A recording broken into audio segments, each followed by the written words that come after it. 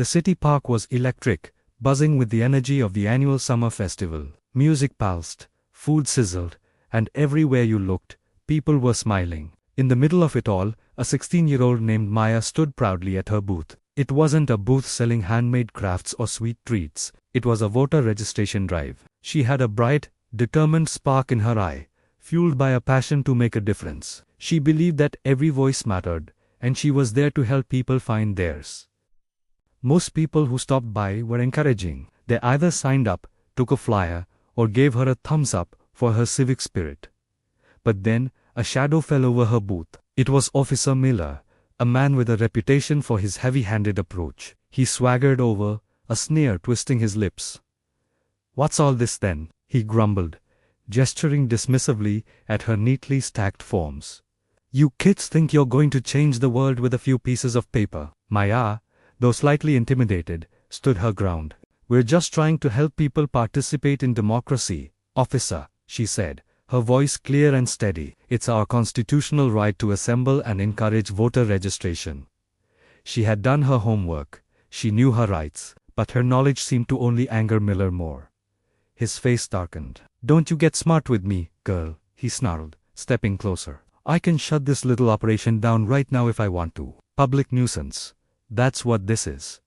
Maya refused to be bullied. She held his gaze and calmly replied, "With all due respect, sir, we have a permit, and we are not causing a disturbance. We have the right to be here." That was it.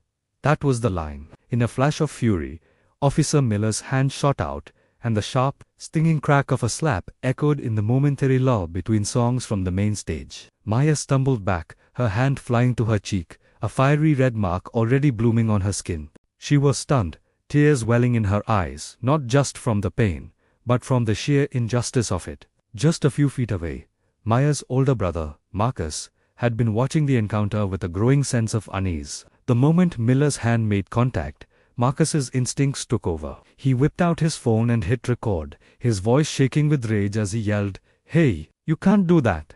I've got you on camera.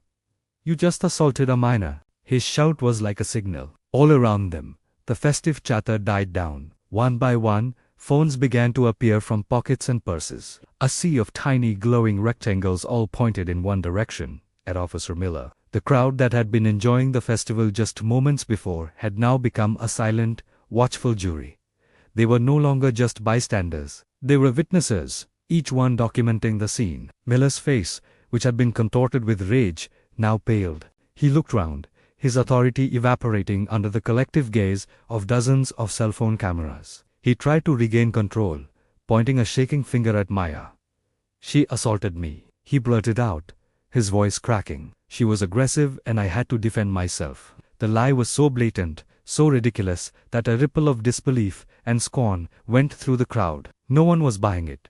They had all seen it. More importantly, they were all recording it. The evidence was being captured, multiplied, and prepared for instant upload to the court of public opinion. Miller's attempt to twist the narrative was failing spectacularly. He was trapped, not by walls, but by the undeniable, crowdsourced truth. He looked from Marcus's phone to the dozens of others, his blustering demeanor crumbling into visible panic. The power had shifted completely.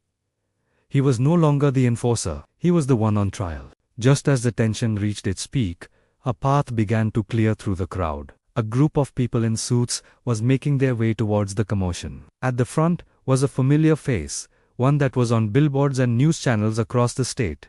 Governor Thompson. He had been at the festival for a photo op, shaking hands and kissing babies, but the tense silence had drawn him over. He arrived to see Officer Miller, red-faced and cornered, and a young girl with a bright red handprint on her cheek, tears streaming down her face, but with a look of defiance in her eyes. Governor Thompson's political smile vanished, replaced by a stern, questioning frown. He looked at Maya's cheek, then at the officer.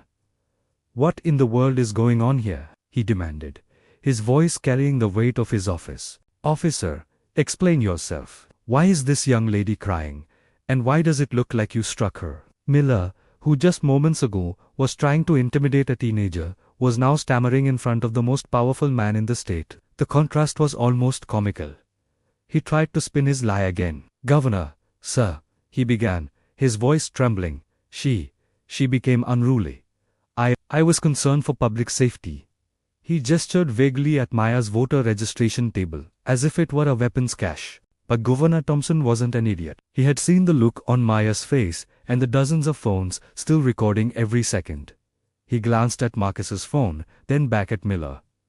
Unruly. She's running a voter registration drive. Show me the footage, the governor said, pointing to Marcus. As Marcus stepped forward to show the video, a strange thing happened. A dark patch began to spread on the front of Officer Miller's light-collared trousers. A few people in the front of the crowd noticed it first, letting out gasps and stifled laughs. The humiliation was total. Under the immense pressure of the governor's scrutiny, the crowd's judgment, and the undeniable video evidence, Officer Miller had literally wet his pants. The sight of this supposed figure of authority, now a trembling, disgraced mess, was the final, pathetic nail in his coffin. The fallout was swift and decisive. The video footage, combined with the testimony of dozens of witnesses and the governor himself, left no room for doubt. Officer Miller was immediately suspended, and within a week, he was fired from the police force.